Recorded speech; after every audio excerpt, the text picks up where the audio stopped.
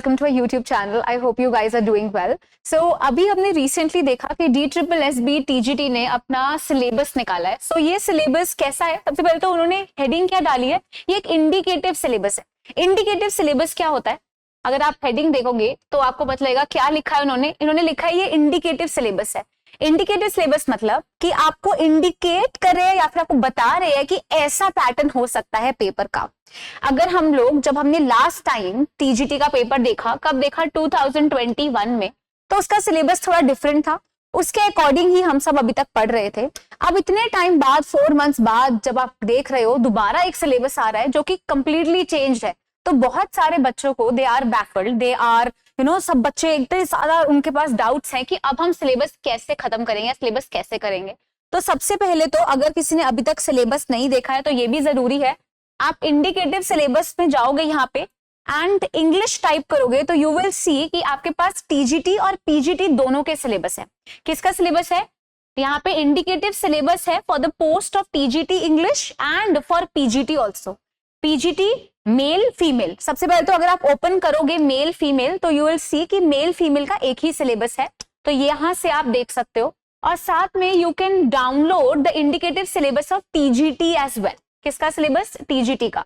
Now जब बच्चों ने ये सिलेबस देखा तो एवरीवन वाज बैफल्ड. जैसे मैंने आपको बताया, सबके पास बहुत सारे सवाल थे दैट इतना सारा सिलेबस कैसे कवर होगा. प्लस जो इतने टाइम से हम सिलेबस देख रहे थे, क्या वो सिलेबस अब वैलिड नहीं है? बिकॉज जब हम लोग पहले वाला सिलेबस देखते हैं तो मैं सबसे पहले आपको अपना पहले का सिलेबस दिखाती हूँ. पहले के सिलेबस में अगर हम ओल्ड सिलेबस देखें अपना, तो ओल्ड सिलेबस के अकॉर्डिंग क्या क्या पेपर में आता था. ओल्ड टीजीटी सिलेबस में हम देखते थे रीडिंग कॉम्प्रीहेंशन आता था जो सेक्शन 1 होता था, जो एनालाइज करता था आपकी कॉम्प्रीहेंशन स्किल. 3 to 4 कॉम्प्रीहेंशन आते थे जो कितने वर्ड्स के होते थे? 150 से 250 वर्ड्स के होते थे.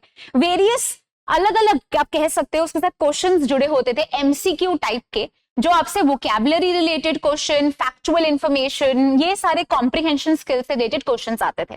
उसके बाद आपकी राइटिंग एबिलिटी का सेक्शन 2 होता था जिसमें आपकी लेटर राइटिंग एंड पता नहीं क्या क्या वो आपसे पूछ सकते थे, उससे रिलेटेड भी हम लोग पढ़ते थे.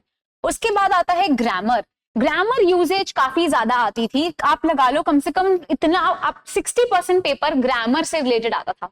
तो उस ग्रामर के अंदर हम लोग क्या पढ़ते थे? हम लोग tenses, modals, subject verb accord, connectors, clauses, parts of speech, punctuation, adjective, adverbs, determiners, articles etcetera, prepositions, मतलब बहुत सारी हम लोग ये सारी चीजें, टाइप्स ऑफ सेंटेंसेस ऑल्सो, ये हमने करा है.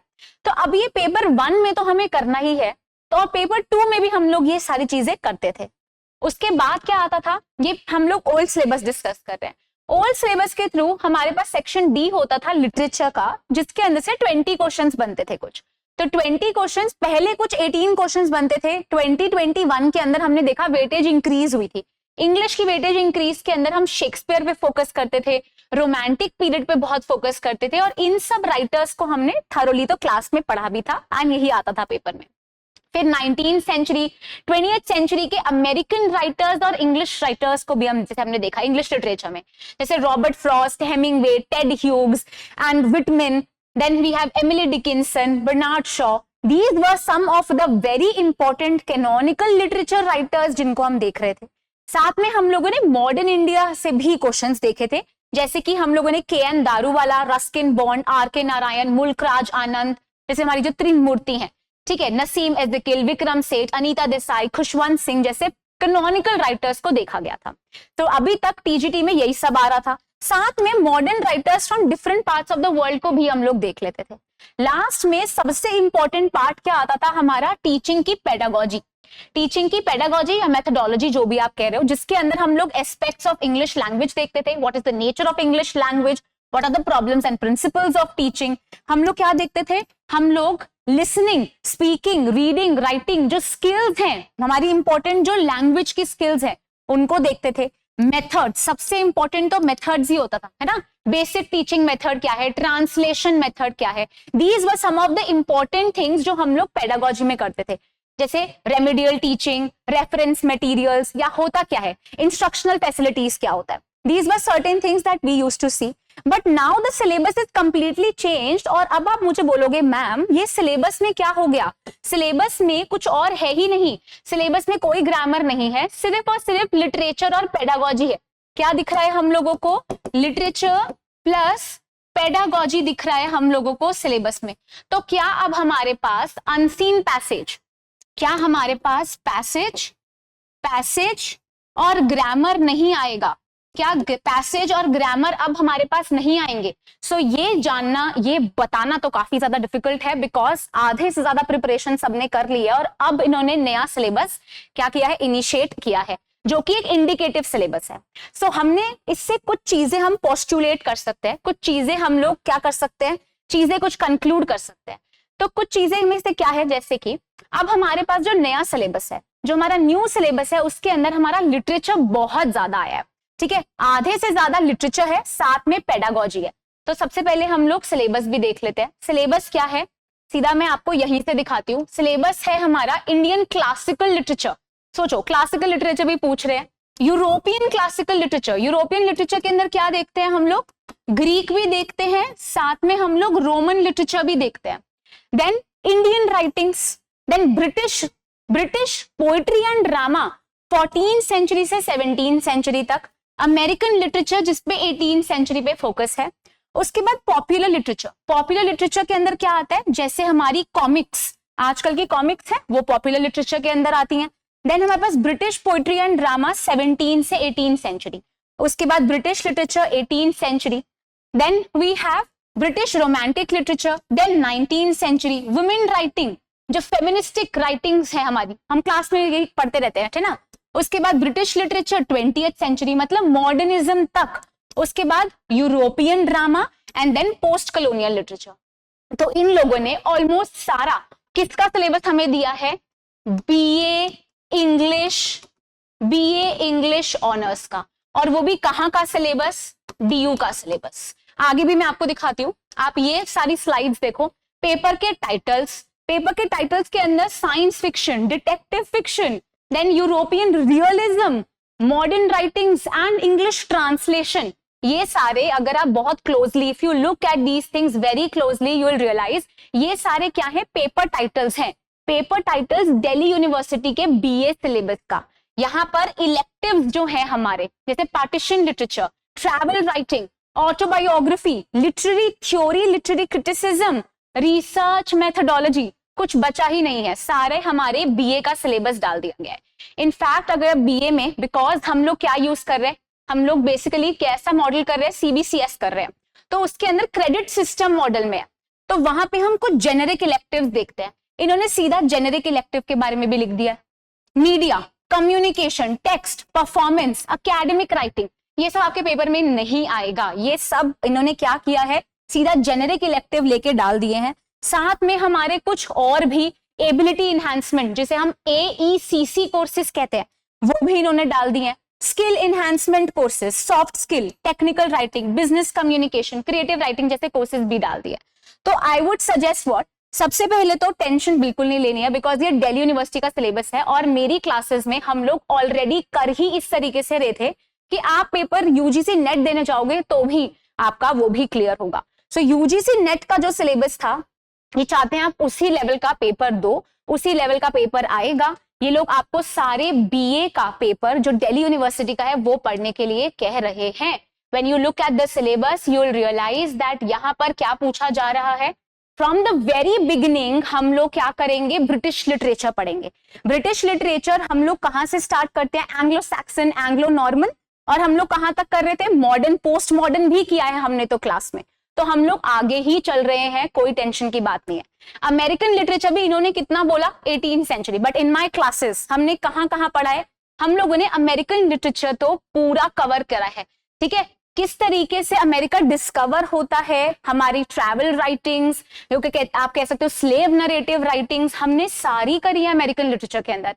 आज की क्लास के अंदर ही हमने यूरोपियन लिटरेचर स्टार्ट किया, जिसमें हमने ग्रीक लिटरेचर डिटेल में कर लिया है ना। सो अभी तक आपका कुछ भी मिस नहीं हुआ है, कोई टेंशन लेने की बात ही नहीं है।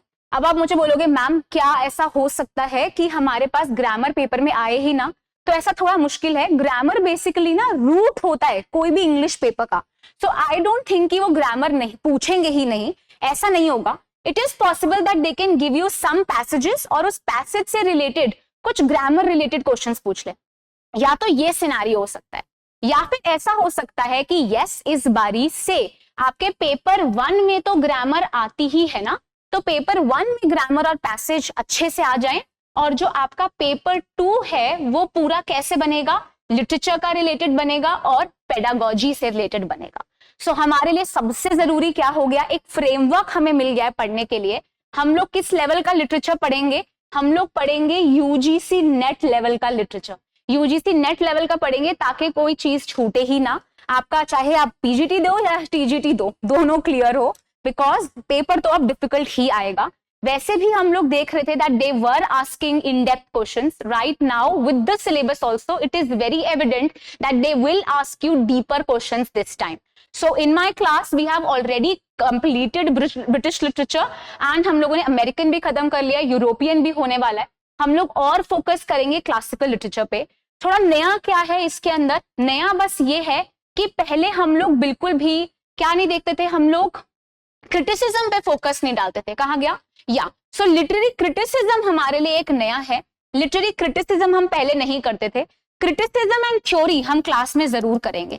क्या करेंगे, क्रिटिसिज्म प्लस थ्योरी क्लास में हम जरूर करेंगे। I will try to teach you these things in the class also. I would try to take you forward and will also give you important writers related to Indian diaspora, whether it is related to literature, cinema, world literature भी हम सारी करेंगे। World literature के अंदर Canadian writers, Australian writers, ठीक है, ये सारे राइटर्स भी हमें करने हैं। बिकॉज हम लोगों ने क्या किया है, अभी तक हम लोगों ने अमेरिका के अंदर, जब हम लोगों ने अमेरिकन लिटरेचर किया तभी हम लोगों ने अफ्रीकन अमेरिकन राइटर्स भी कर लिए। सो हम बहुत हद तक बहुत सारा सिलेबस कर चुके हैं। सो इसमें डरने की किसी को नीड नहीं है। We have already covered a lot of syllabus. जिसने भी अभी तक हमारा कोर्स एनरोल कर लिया है, we are on the right track. It is possible that they do not ask grammar and passages in the paper 2. Otherwise also हमने grammar और passage भी पढ़ लिया है। देख कुछ भी लॉस तो है नहीं। लॉस क्यों नहीं है, बिकॉज ये आपके पेपर 1 में तो आना ही है। So what are they telling you, they just telling you कि ये दोबारा रिपीटिशन था, इस बारी नहीं पूछेंगे, यहाँ पर लिटरेचर एंड पेडागोजी से आएगा। अब देख लेते हैं पेडागोजी के लिए बारे में इन्होंने क्या क्या बोला है।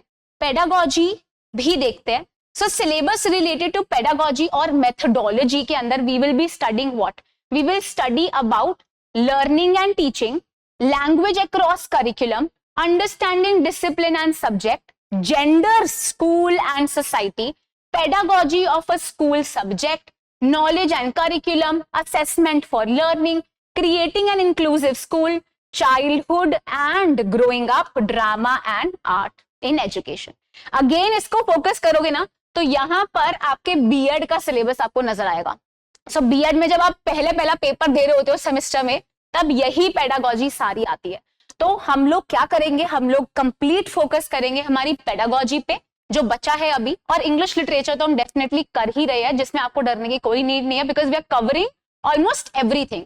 सब आप कहां से अपना ये डाउनलोड कर सकते हो, एज आई शोड यू, इस तरीके से सिलेबस डाउन करोगे, लिखोगे जब, सो इंडिकेटिव सिलेबस आएगा टीजीटी पीजीटी का, इसे ओपन करोगे, this is the syllabus, paper titles के साथ आपको यहां पर आपको सारा सिलेबस दिया हुआ है। Syllabus for TGT, paper titles है, क्लासिकल लिटरेचर, यूरोपियन, ये सारे पेपर है। नीचे के आप पेपर टाइटल्स इग्नोर कर सकते हो, इधर से परेशान नहीं होना। अब इन्होंने बोल दिया ऑटोबायोग्राफी से आएगा। हमने तो ऑलरेडी क्लास में एम के गांधी की ऑटोबायोग्राफी डिस्कस करी, जवाहरलाल नेहरू की ऑटोबायोग्राफी डिस्कस करी, बहुत सारे ब्रिटिश राइटर्स की ऑटोबायोग्राफी भी डिस्कस करी, है ना। तो कैसे हमें लग रहा है कि हम पेपर नहीं कर पाएंगे, डरने की कोई बात नहीं है। कमला दास की ऑटोबायोग्राफी कौन सी है, I discuss this in the class, can you tell me that in the comment section. उसके बाद ये जेनेरिक इलेक्टिव्स थोड़े कंफ्यूज करने के लिए आपको दिया है, मैं आई वुड सजेस्ट इसे छोड़ दो, इससे मत परेशान हो, और थोड़ा सा फोकस अपनी पेडागोजी पे रखेंगे। तो पेडागोजी और लिटरेचर हमारे पेपर 2 के लिए इंपॉर्टेंट है, लेकिन ग्रामर और पैसेज पेपर 1 के लिए अब इंपॉर्टेंट हो जाते हैं। चेंज कुछ नहीं हुआ है, बल्कि इन्होंने और स्ट्रक्चर्ड कर दिया है हमारा सिलेबस। थोड़ी जो चीजें ऐड हुई हैं, we will be doing it together. Delhi university का बीए का सिलेबस आज प्रिंट आउट लो, एंड वहां के जितने भी इंपॉर्टेंट वर्क्स मेंशन्ड हैं उन वर्क्स को डिटेल में पढ़ेंगे, बाकी सारे वर्क्स को हम लोग ओवरव्यू में लेंगे। तो हमारा स्ट्रक्चर क्या होगा, बीए इंग्लिश ऑनर्स जो डीयू का सिलेबस है उसे सब लोग आज डाउनलोड करेंगे। This is the first thing that I suggest you should do. जो भी वहां पे वर्क्स मेंशन है वो वर्क्स इंपॉर्टेंट हैं, उनसे रिलेटेड क्वेश्चन जरूर आ सकता है DSSB TGT में, बिकॉज सिलेबस वहीं से लिया हुआ है।